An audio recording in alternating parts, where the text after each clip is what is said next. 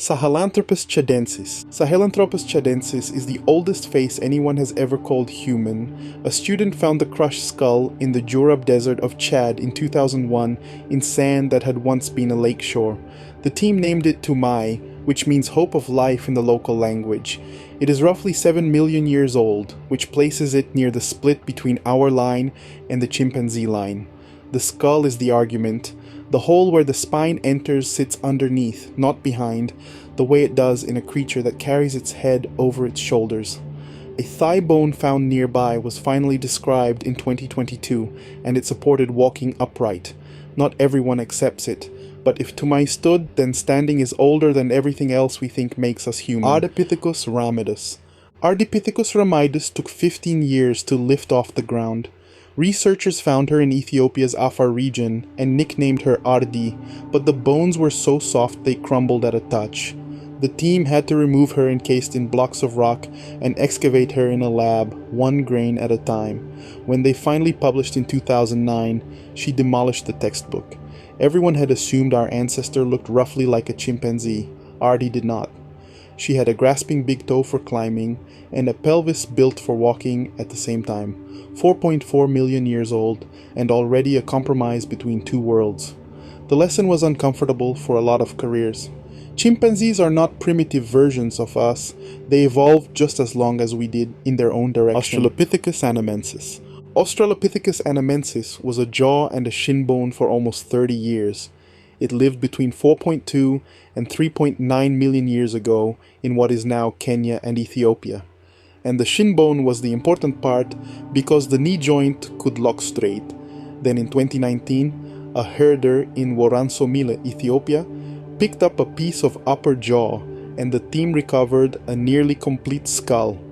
For the first time, anamensis had a face, and the date created a problem. It overlapped with Australopithecus afarensis, the species it was supposed to have turned into. Ancestors are not supposed to still be walking around after their descendants appear. Evolution is not a relay race where one runner hands off and leaves. It is a branching bush, and branches sit side by side. Australopithecus afarensis. Australopithecus afarensis is the one everybody knows because of a woman named Lucy. Donald Johanson found her at Hadar, Ethiopia in 1974, 40% of a single skeleton, 3.2 million years old. The camp was playing a Beatles record that night, and the name stuck. Her brain was around 400 cubic centimeters, about the size of a chimpanzee's. Her hips and knees were ours. 2 years later, at Laetoli in Tanzania, Mary Leakey's team found the proof written down. A volcano had dusted the plain with ash, rain had dampened it, and 3 individuals walked across it. The prints show an arch and a forward big toe. Someone paused and turned, 3.6 million years old, and the stride is already modern. Upright came first, the brain came later. Australopithecus africanus. Australopithecus africanus was rejected for almost 30 years because of a forgery.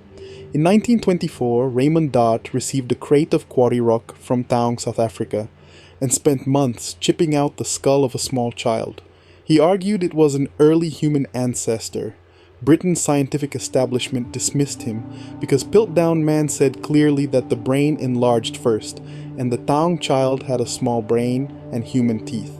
Piltdown was a hoax, exposed in 1953. Dart had been right the whole time. There is a second discovery inside the first one.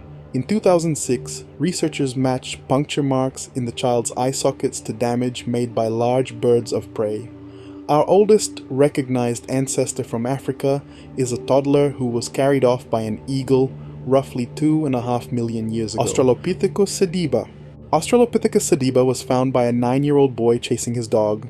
In 2008, Lee Berger was surveying a collapsed cave system called Malapa, north of Johannesburg, and his son Matthew wandered off and came back holding a rock with a collarbone in it.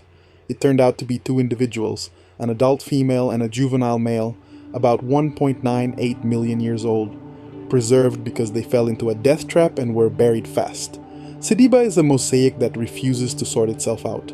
Small brain, long arms, and australopith from the neck up, but a modern-looking pelvis and a hand with a long thumb and short fingers built for precision grip. It does not fit the latter. It looks like an experiment that ran alongside our own ancestors in Lost. Paranthropus boisei.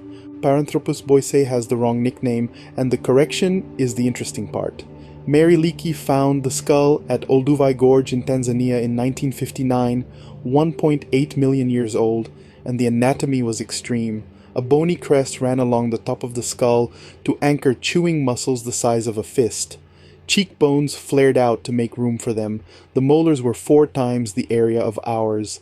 Louis Leakey called it Nutcracker Man, and everyone pictured it cracking hard shells and seeds. Then isotope analysis of the tooth enamel arrived.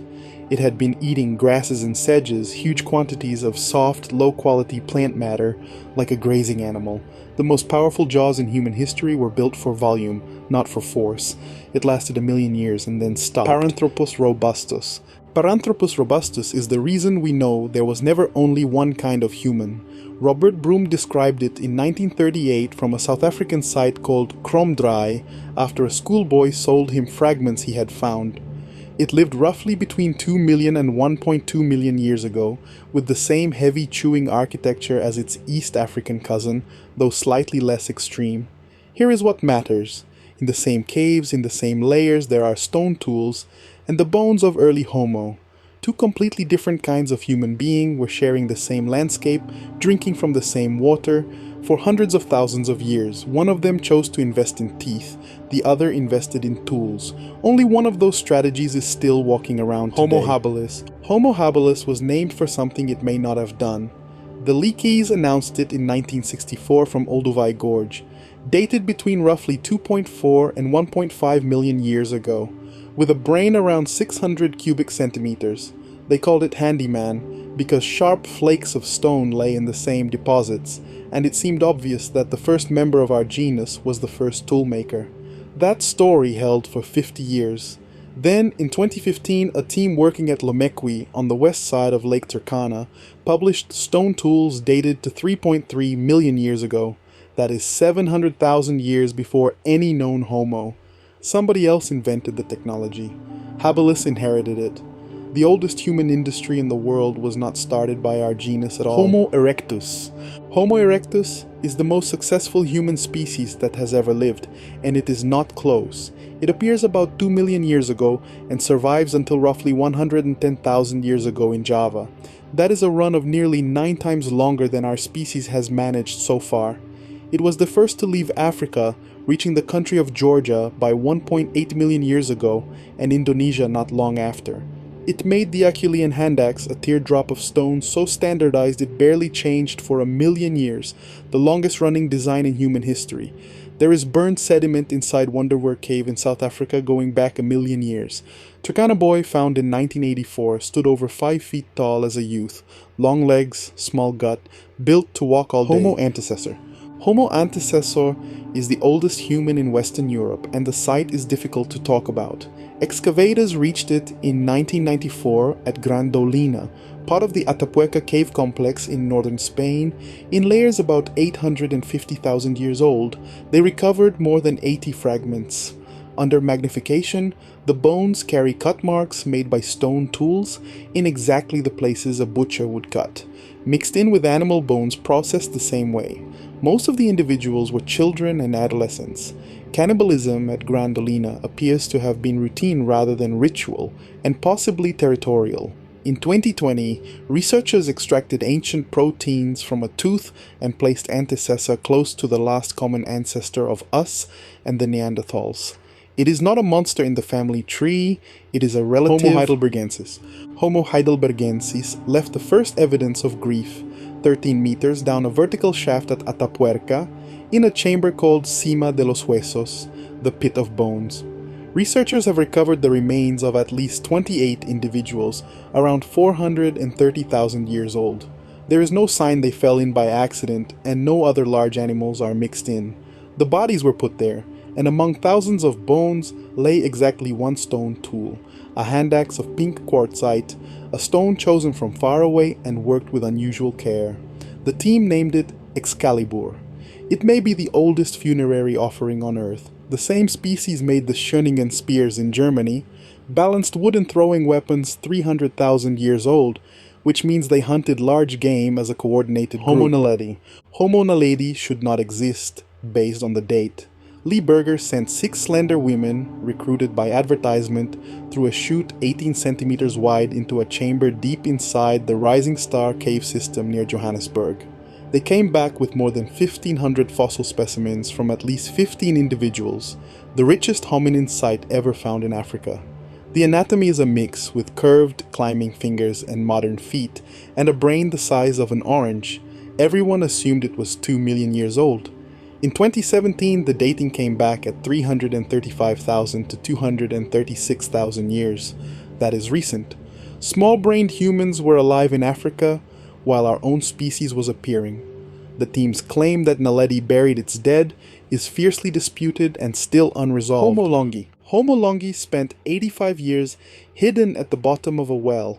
In 1933, a laborer working on a bridge over the Songhua River in Harbin, China, pulled an enormous skull out of the sediment.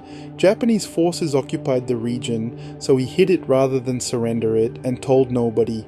He revealed it to his family shortly before he died, and it reached scientists in 2018. Published in 2021 and nicknamed Dragon Man, it is about 146,000 years old and the largest hominin skull ever found, with a brain case matching ours, heavy brow ridges, and enormous eye sockets. Then the real answer arrived. Protein and DNA work published in 2025 identified the Harbin skull as Denisovan. A population known only from genetics finally had a face, sitting in a museum drawer. Homo floresiensis. Homo floresiensis was ridiculed before it was accepted. An Australian and Indonesian team digging in Liangbua Cave on the island of Flores in 2003 found an adult skeleton about 1 meter tall, with a brain of roughly 426 cubic centimeters, smaller than a chimpanzee's. The press called it the Hobbit. Critics insisted for years it was just a modern human with a growth disorder, until more individuals appeared. Islands do this. Cut off with limited food and no large predators, big animals shrink, and Flores also held a dwarf elephant relative called Stegodon, which Floresiensis hunted with stone tools. Redating in 2016 moved its disappearance back to somewhere between 100,000 and 50,000 years ago, uncomfortably close to the arrival of modern humans in the region. Homo luzonensis. Homo luzonensis is known from 13 bones and teeth, and that was enough.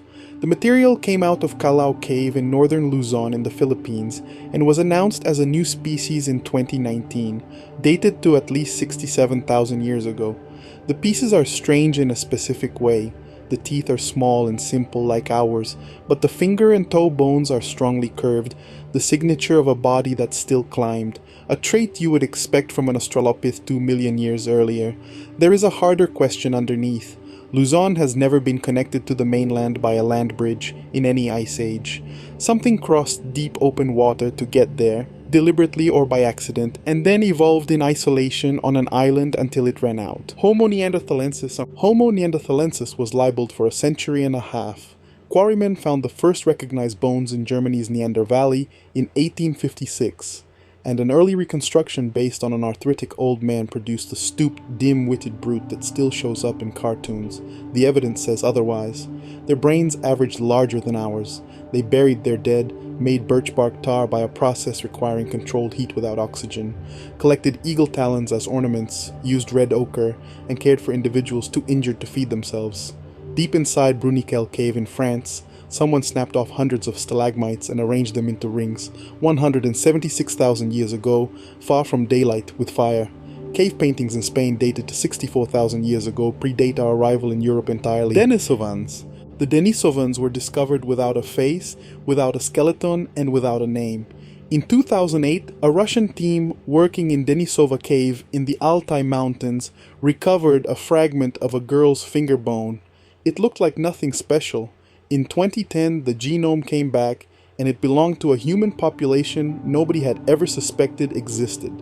It was the first time a species was defined by DNA before anatomy. It got stranger. A bone fragment from the same cave, nicknamed Deni, came from a teenage girl whose mother was Neanderthal and whose father was Denisovan, a first-generation hybrid, and they are still here. Papuan and Aboriginal Australian populations carry up to 5% Denisovan ancestry, and the gene that lets Tibetans breathe at altitude came from them. We are the last human species. We are not the only one in the room.